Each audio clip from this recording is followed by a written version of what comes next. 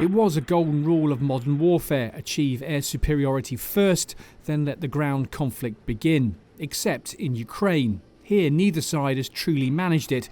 Russia's air force kept at bay by the threat of Western military tech. I don't think the West has seen anything that will scare them. That's for sure. Air Marshal Greg Bagwell flew the Tornado and the F-18 before going on to become a senior RAF commander.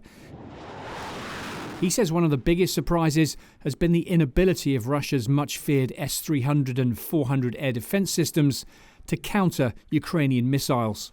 When a relatively modern Western piece of kit gets fielded by Ukraine, it clearly is overmatching that of Russia. You know, simple things like some of the cruise missiles, or the Scalp as it's called in France. You know, that missile has been penetrating what we thought was pretty sophisticated air defense systems that should have been able to cope with it, and it hasn't. And therefore Ukraine has been relatively able to strike at will. That has probably been the biggest surprise, that maybe the Russian air defense systems aren't as good as they were made out to be. Unlike the ground war or the maritime domain, the air war over Ukraine hasn't brought a huge number of key lessons, says the Air Marshal, at least ones the RAF would like to talk about. If there's two files on the desk of the Chief of the Air Staff, there's the unclassified lessons learned file, which is the one we all get to see, and then there's the classified lessons learned. I can guarantee the classified lessons learned will be a lot fatter. You know, when you're fighting in a conflict like this, there's no hiding place. Russia will be literally giving away almost all of its secrets, and we will see exactly how it operates, exactly what it does, what it doesn't do. And that is extremely useful, and it allows you to shape and tweak what you are doing.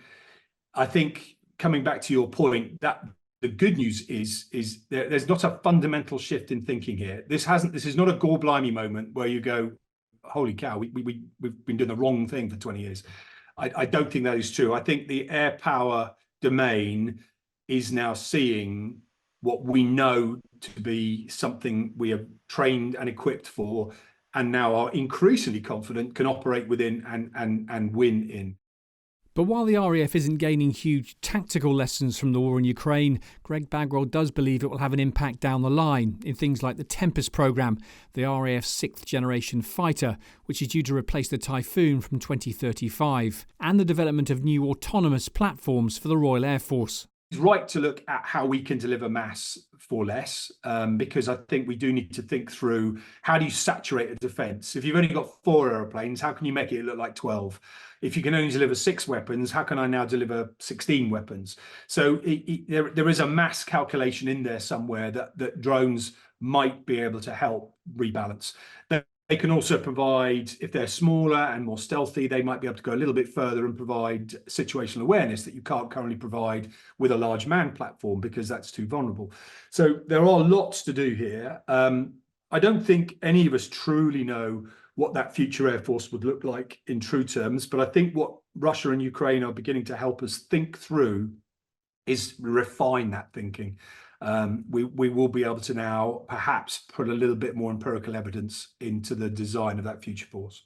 When the war in Ukraine began, it was thought Russian jets would gain air superiority in a matter of days. 2 years on, they still don't have it. With the help of Western air defence systems, Ukraine has managed to achieve air denial, but it depends on that military aid continuing. While the RAF may have fewer big takeaways from Ukraine than the British Army or Royal Navy, it is still learning, even if most of it is classified. Simon Newton, Forces News. Thanks for watching. For more from Forces News, like and subscribe to our channel.